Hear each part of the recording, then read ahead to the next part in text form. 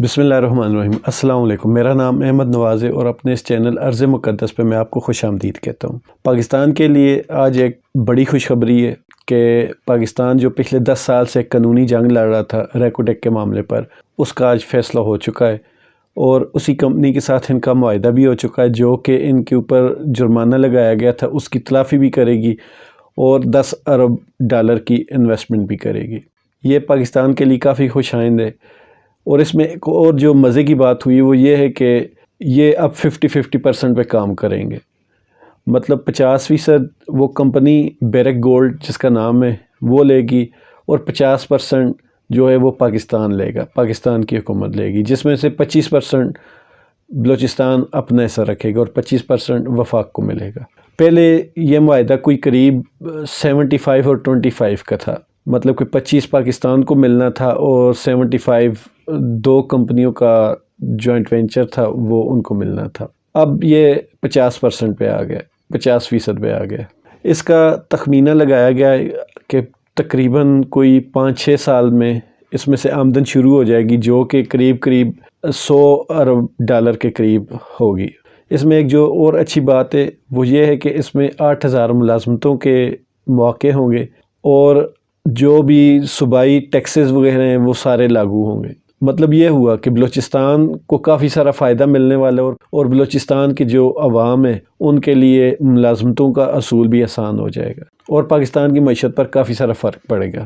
ریکوٹیک صوبہ بلوچستان میں افغانستان اور ایران کے بارڈر کے ساتھ ایک ضلع ہے چاغی، اس میں ہے۔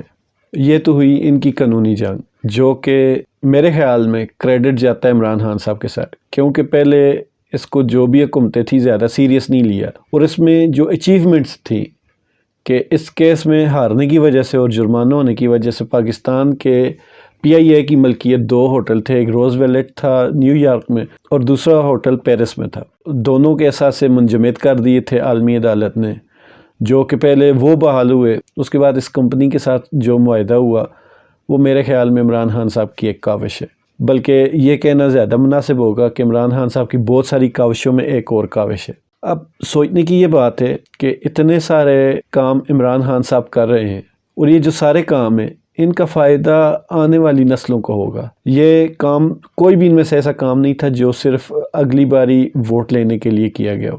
یہ 8-8 10-10 20-20 سال 30-30 سال کے پروجیکٹس ہیں جن کا فائدہ پاکستان کو اگلے 50 سال تک ہوگا۔ مطلب عمران خان صاحب نے کوئی بھی ایسا منصوبہ نہیں شروع کیا اور نہ بنایا جو عمران خان صاحب کو اگلی بار ووٹ لینے کے لیے چاہیے ہو۔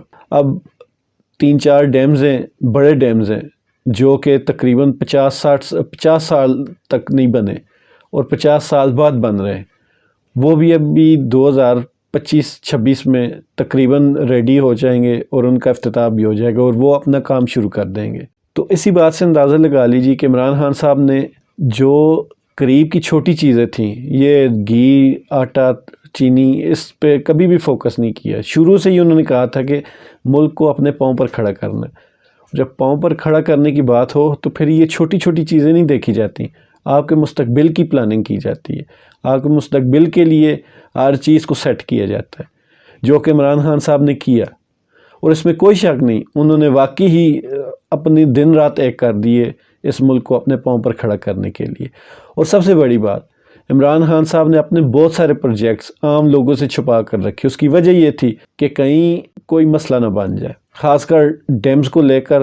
آپ جب بھی کسی ڈیم کا افتتاح کریں تو انڈیا فوراً آپ کے خلاف کیس لے کر عالمی عدالت میں پہنچ جاتا ہے یا وویلا شروع کر دیتا ہے یا پروپیگنڈا شروع کر دیتا ہے، آپ کو نہیں بنانے دیتا۔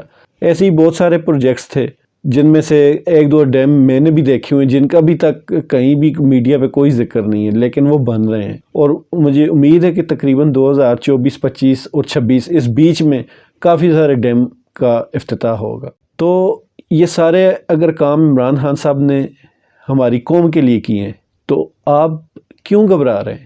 PDM جو تحریک چلا رہی ہے اس کو دیکھ کر مجھے لگتا ہے کافی سارے لوگ، ہمارے جو تحریک انصاف کے سپورٹر ہیں، وہ کافی سارے بھائی گھبرا گئے ہیں۔ اس میں گھبرانے والی کوئی بات نہیں۔ عمران خان صاحب نے جو 3 سال میں محنت کر کے پیسہ اکٹھا کیا، ریونیو اکٹھا کیا، ٹیکسز سے جو پیسے اکٹھے کیے اور جو اتنے بڑے پروجیکٹس شروع کیے ہیں، وہ کیا ایسے ہی جانے دیں گے؟ پی ڈی ایم آئی، استعفیٰ لیا یا اپنی تحریک کامیاب کروائی، عمران خان صاحب کو گھر بھیجا اور ان کو وہ خزانے اور وہ پروجیکٹس، خاص کر یہ ریکوڈیک والا، ویسے ہی ان کی جھولی میں گر جائے گا؟ کبھی بھی نہیں۔ پاکستان کے بڑے سوچنے والے اس چیز کو ضرور سوچیں گے کہ اتنی محنت کرنے کے۔ اچھا، ایک اور چیز یہاں پہ یاد کراتے چلوں کہ عمران خان صاحب کی اس 3 ساڑھے 3 سال کی حکومت میں 2 سال کرونا کے تھے، اس کے باوجود ہماری جو معیشت ہے وہ کافی سارے ملکوں سے بہت اچھی ہے۔ اگر آپ انصاف سے کام لیں تو 2 سال تو ان کی حکومت سے نکال لیں، یہ تو 1.5 سال بنتے ہیں جو عمران خان صاحب نے کام کیا، اس کو دیکھیں تو ہماری کارکردگی بہت زیادہ اچھی ہے۔ اور مجھے لگتا ہے اپوزیشن کو یہی سب سے زیادہ ڈر ہے کہ کہیں عمران خان صاحب اپنے پاؤں پکے کر کے حالات ایسے کر دیے، چیزیں ایسی سیٹل کر دیں، اس کے بعد تو پھر ان کے لیے ووٹ لینا ناممکن ہو جائے گا۔ اس لیے وہ عمران خان صاحب کے خلاف اتنی بڑی تحریک لے کے آئے ہیں۔ بڑی تو نہیں کہوں گا، ایک ویسے چھوٹا سا شوشہ سا چھوڑ دیا ہے انہوں نے، اور انشاءاللہ عمران خان صاحب اس میں ضرور کامیاب ہوں گے۔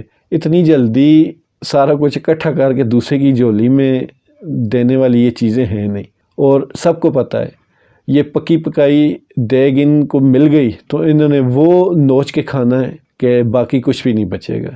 تو اس ملک کو بڑی مشکل سے یہاں تک پہنچایا ہے، ماشاءاللہ سے یہ ملک اپنے پاؤں پر کھڑا ہو چکا ہے، اور اب اس ملک کے جو اچھے دن ہیں وہ انشاءاللہ آنے والے ہیں اور ضرور آئیں گے۔